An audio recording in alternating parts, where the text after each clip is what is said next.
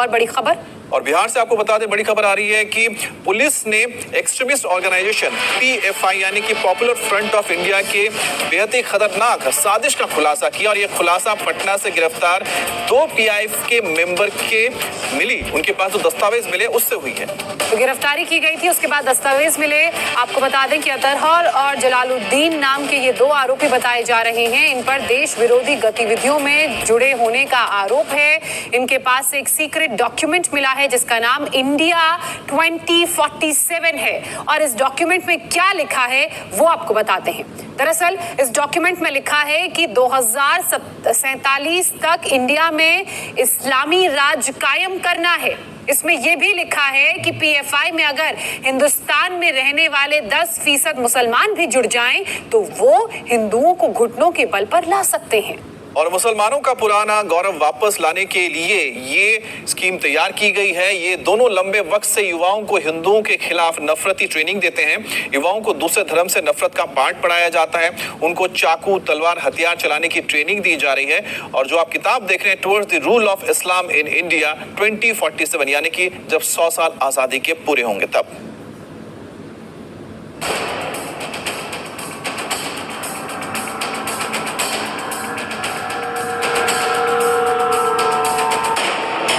Police के हत्थे चढ़े ये दोनों एक्सट्रीमिस्ट ग्रुप पीएफआई के मेंबर हैं। एक का नाम अतहर परवेज है और दूसरे का नाम मोहम्मद जलालुद्दीन।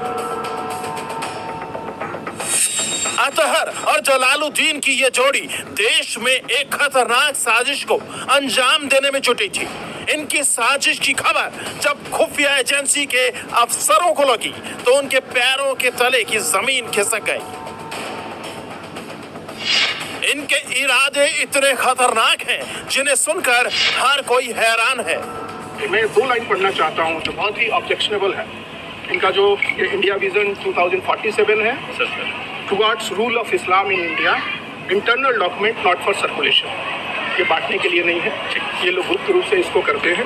इसमें जो लाइन मैं पढ़ रहा हूँ, हम लोग को मिलेगा सर ये पढ़िए ना भाई।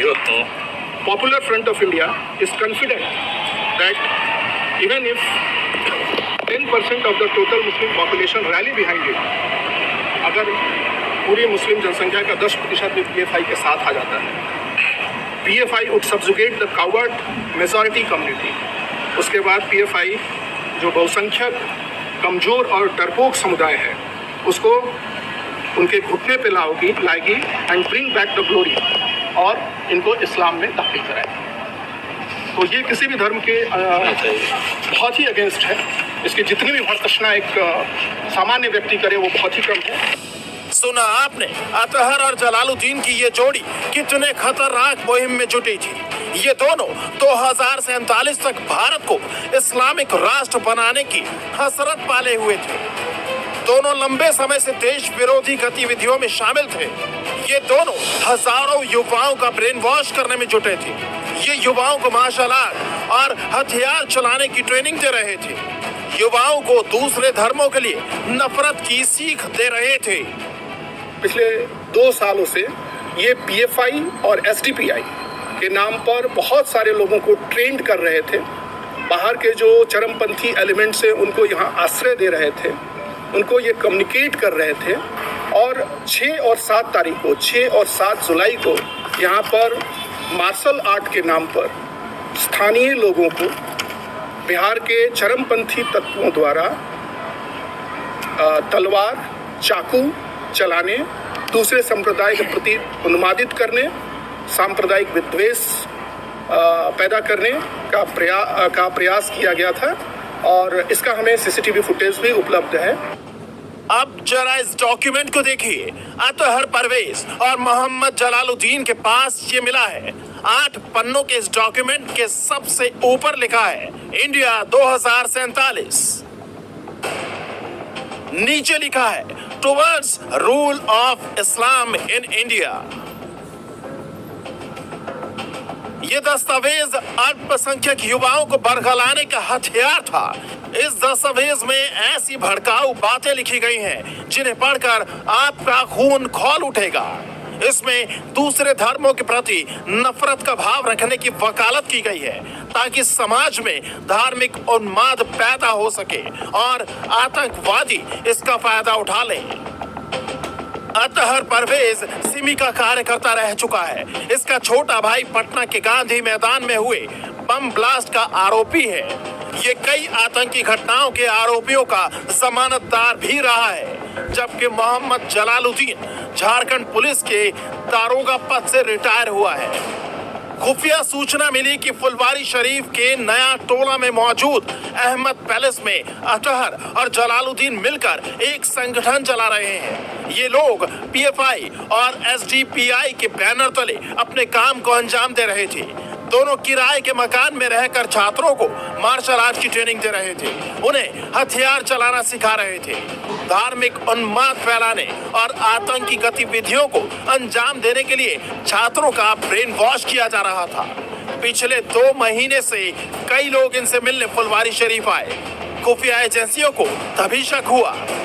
सूरपुर में नहर के पास अहमद पैलेस में ऊपरी मंजिल पर पिछले 2 महीने से ऐसी एक्टिविटी चल रही है जिसका कोई नाम नहीं है, जिसमें दूसरे राज्यों से लोग आ रहे हैं। जो लोग आ रहे हैं बहुत ही संदेहास्पद आ रहे हैं। इवन कुछ लोगों को हम लोगों ने टेक्निकली और साइंटिफिकली चेक कराया तो वो लोग नाम बदल करके, एयर टिकट नाम बदल करके होटल में रुकना, ये सब कर रहे थे।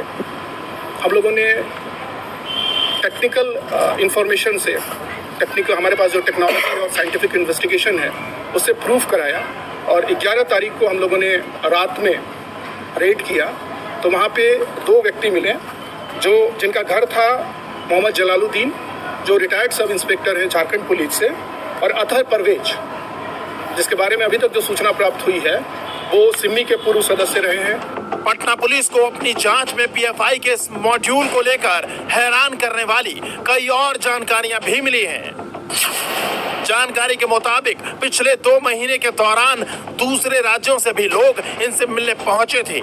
खास बात यह है कि जो लोग इनसे मिलने पहुंचते थे वो अपना नाम बदल कर टिकट बुक कराते थे और होटल में रहने के लिए भी गलत नाम और आईडी दिखाते थे। अपनी मुहिम को अंजाम पहुंचाने के लिए अतहर परवेज ने लाखों रुपए का फंड एकत्रित किया था। अब इस मामले की जांच ईडी कर रही है कि इन लोगों को फंड कौन कौन देता था। ये सिमी के एक्टिव मेंबर रहे हैं। इन्होंने फंड रेज किया है।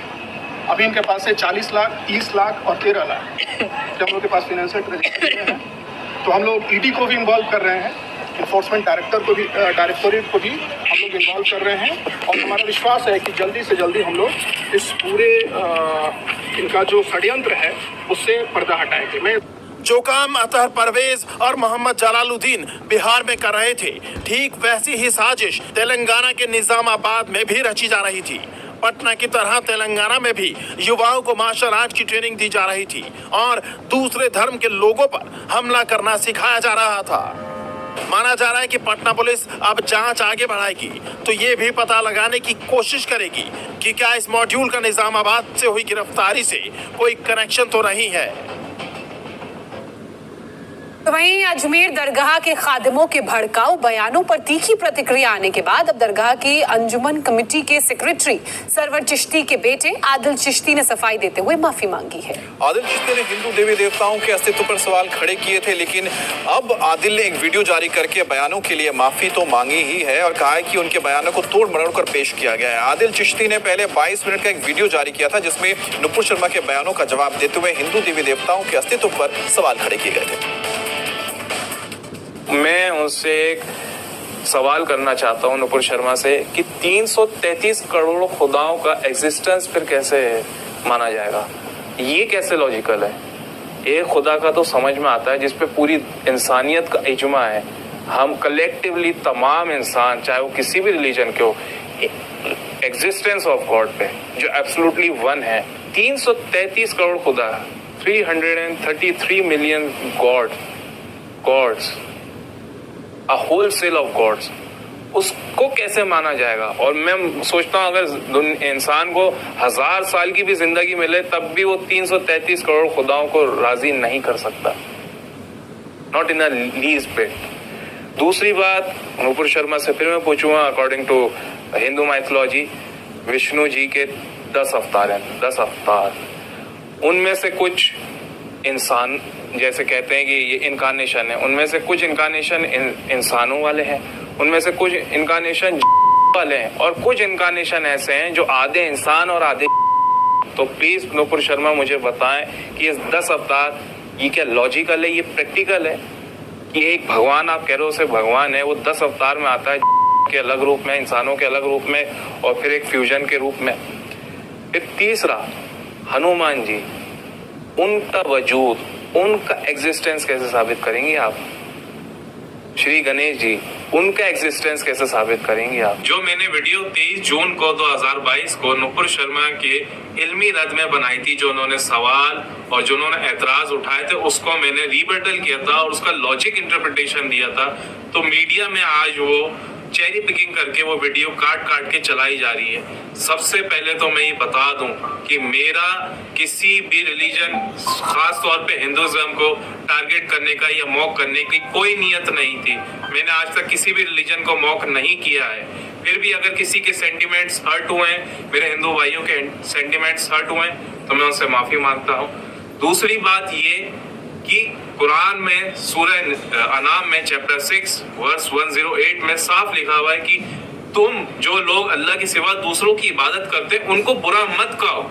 ये कुरान का फरमान है कि हमें कोई हक नहीं पहुंचता कि हम किसी के रिलीजन को या किसी की डाइटीज को मॉक करें। मैंने जो जवाब दिया था वो नुपुर शर्मा के उड़ने वाले घोड़े और उनके एतराजात पे दिया था कि उन्होंने कहा था उड़ने वाले घोड़े आपके कुरान में लिखे हुए हैं। तो मैंने ये कहा था religion, miracle is a part of religion.